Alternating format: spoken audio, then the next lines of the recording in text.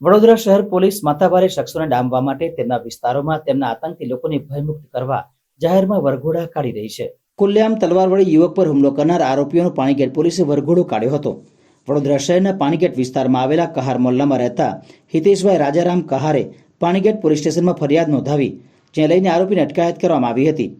વડોદરા શહેરમાં માથાભારે શખ્સો ખુલ્લેઆમ જાહેરમાં તલવાર વડે હુમલો કર્યો હોવાની ઘટના સામે આવી હતી, જેમાં યુવકે પોતાના સ્વ બચાવમાં તલવાર પકડી લેતા તેને હાથમાં ગંભીર ઈજા પહોંચી હતી.